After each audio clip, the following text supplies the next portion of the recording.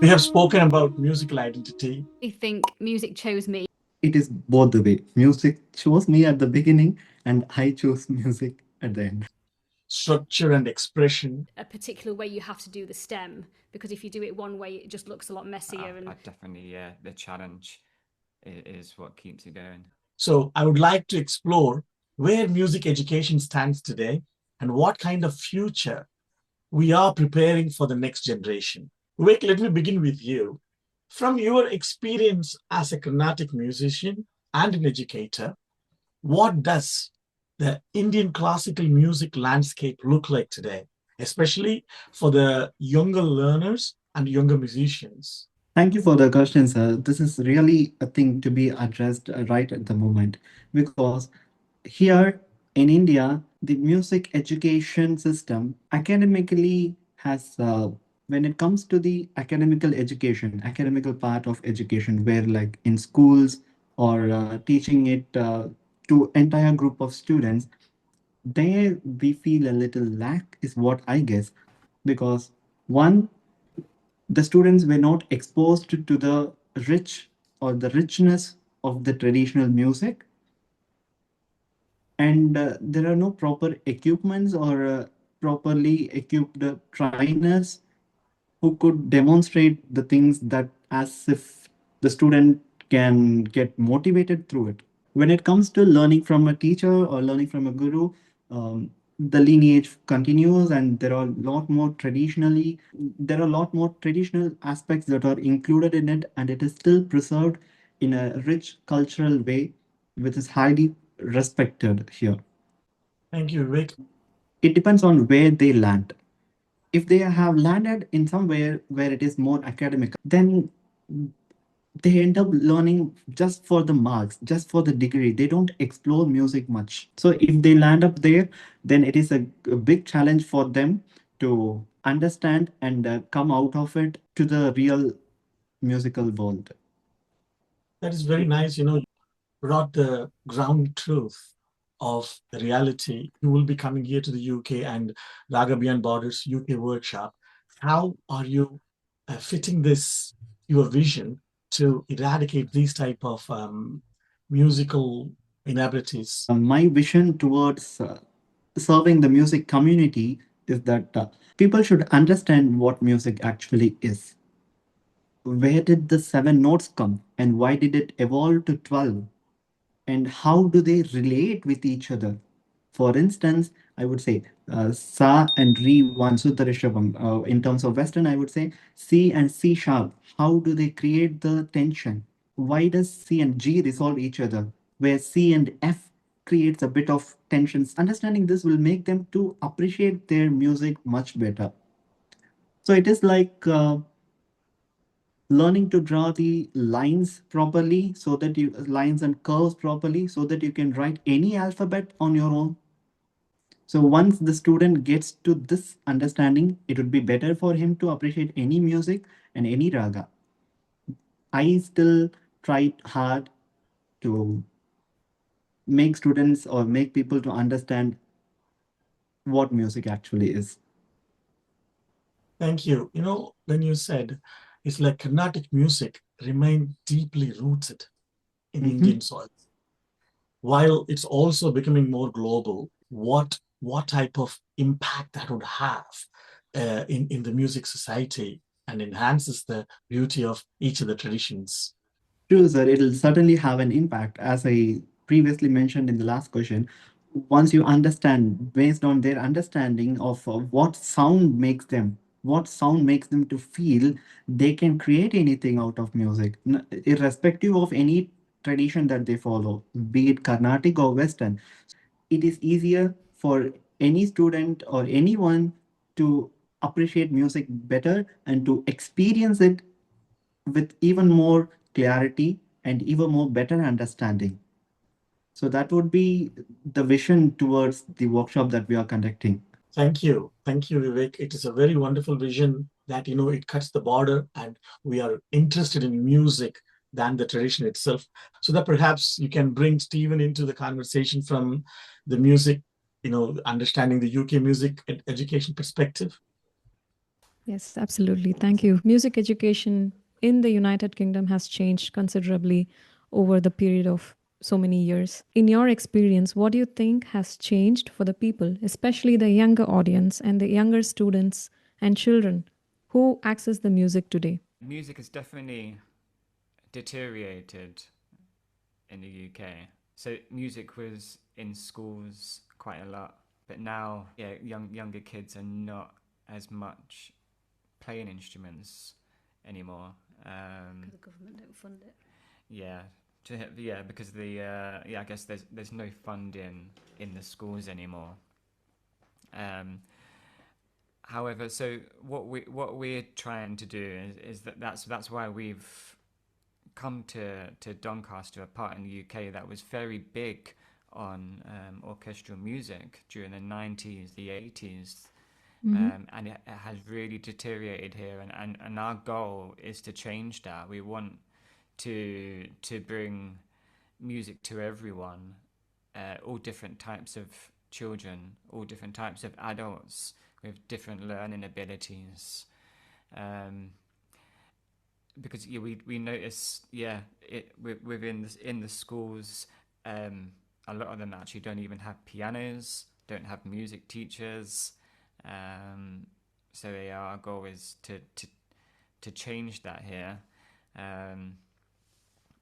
But I'd say on a music aspect of it, with a lot of the younger generation, they're not as much into classical in a way. It's not seen as quite cool. I don't know. Yes. But Yeah. we're trying to push also, classical and romantic and emotions and feelings and all the topics that we discussed today to the younger generation. Would you say that it is still inaccessible to people of every groups and every backgrounds? Because the way you used to get kids is in school. I mean, if they're not, if it's not in school, there aren't that many music teachers around here. I get violin inquiries and they say there's no one else. Like it's just us. So actually, even if you are looking for private lessons, it's actually very hard to get one because like we're full, and there isn't really anyone else to pass them to. So yeah, across the board, it's a little bit difficult here. Yeah, That only definitely. adds more pressure to the existing situation. Yes, yeah. Yeah, and I'd say with a lot of the students that we are getting, also we have different difficulties of learning difficulties. So it could be students with ADHD or autism, and they are finding a way. Music is helping them with their difficulties, I believe. You're teaching them the music, but at the same time, like a teaching side to it is completely different to musical. So it's not about, oh, this is a scale, this is that. We're trying to teach the kids that have difficulties, emotions and feelings with the music, and that helps them. Also trying to get their attention span as well. So trying to keep them engaged in music. Which leads me to my next question. What teaching music to these groups has taught you about communication, confidence, and connection? And what has it also elicited in your students? I think the one big word is patience. So you need a lot of patience when you teach kids with disabilities, because not everyone learns the same speed.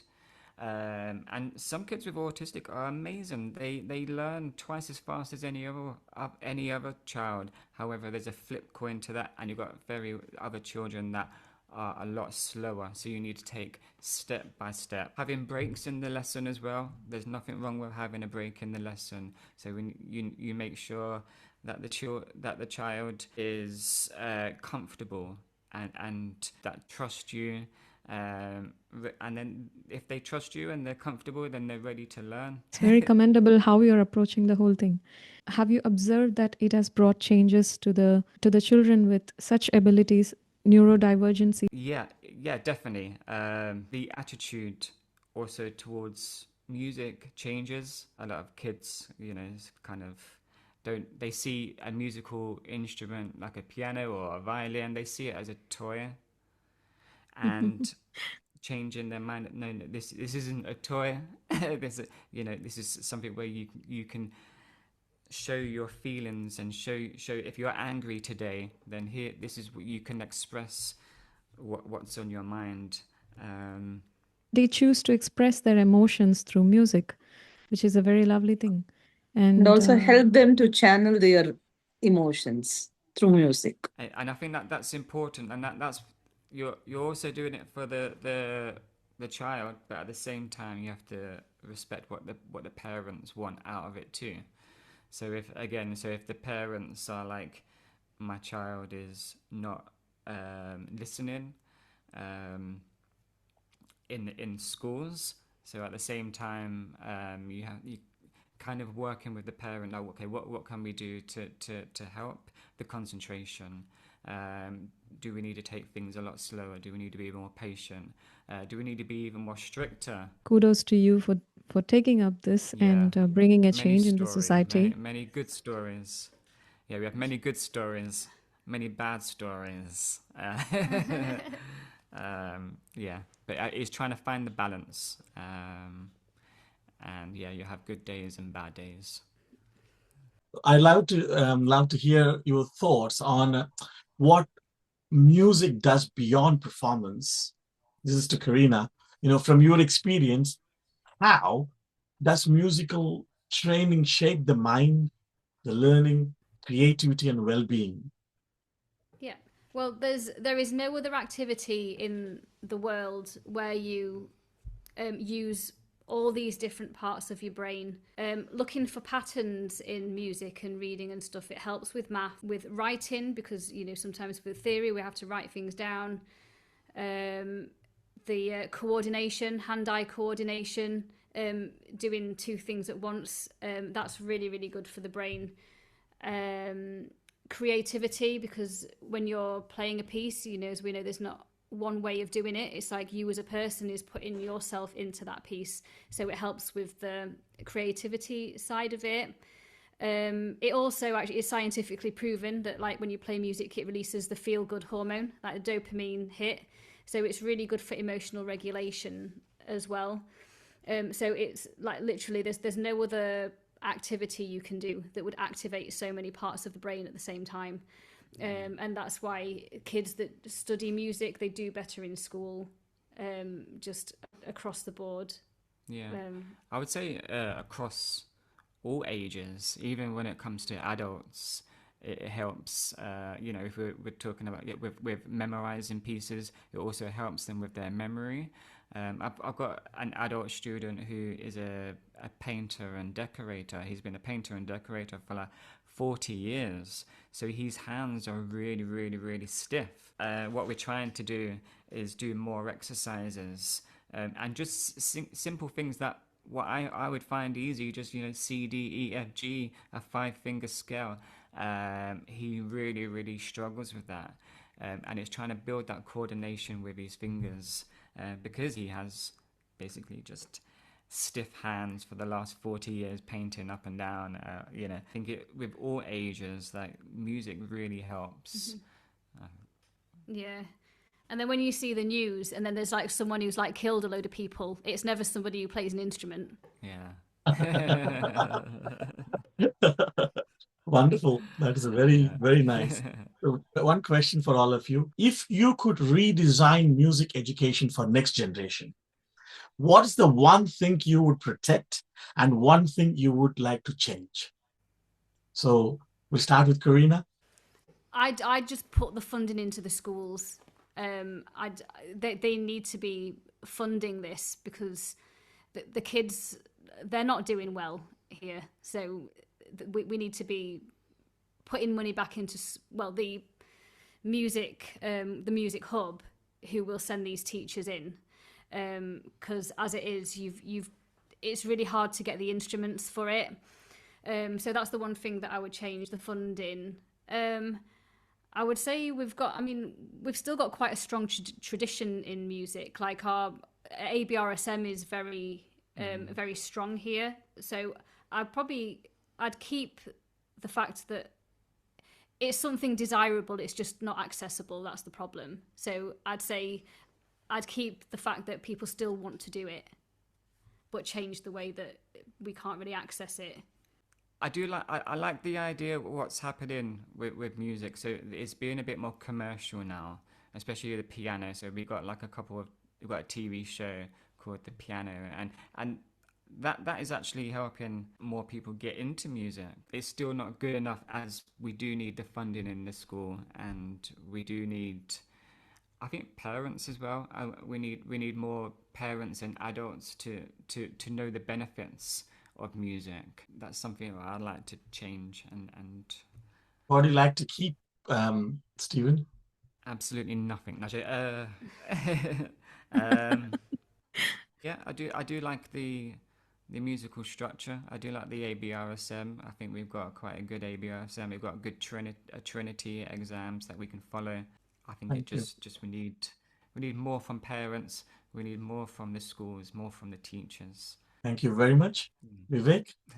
What I would like to protect from the culture or the music education is that, as Corina rightly mentioned, it is the tradition that we follow here.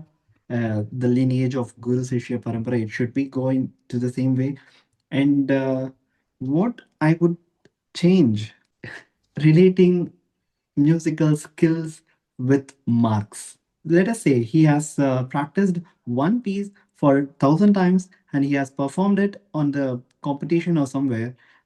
So he has gained some grade. We say, wow, he has got so much grade. So it doesn't mean any student can perform it by the same level of practice.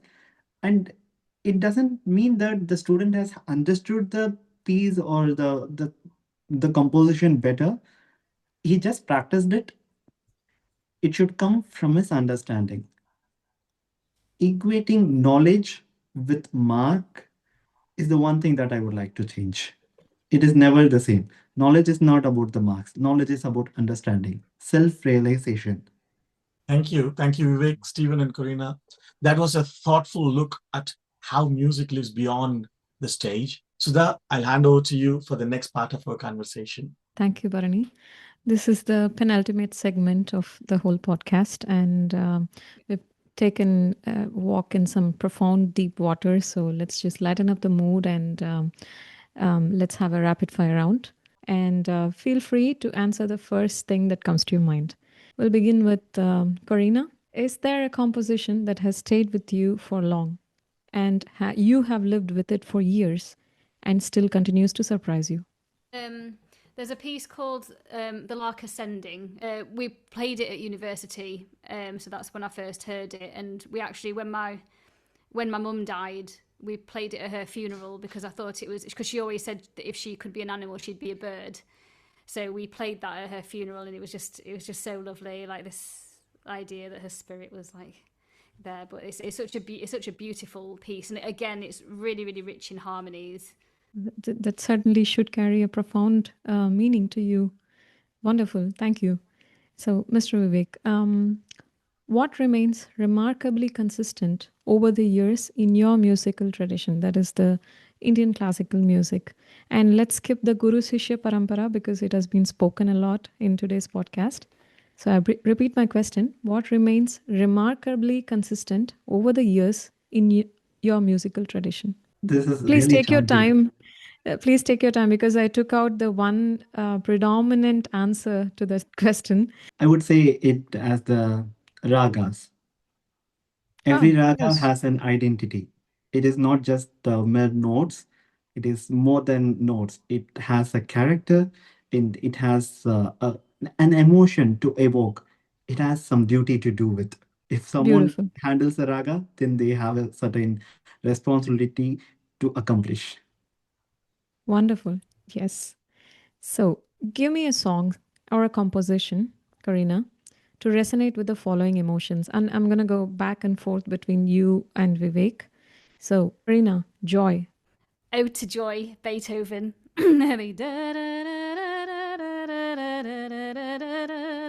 That one. Classic. So, Mr. Vivek, bravery. Could I mention a raga? Let's stick to a raga. Okay, then I would suggest Bilahari. Ah, wonderful. Okay. One valuable lesson that you learned through music over the years.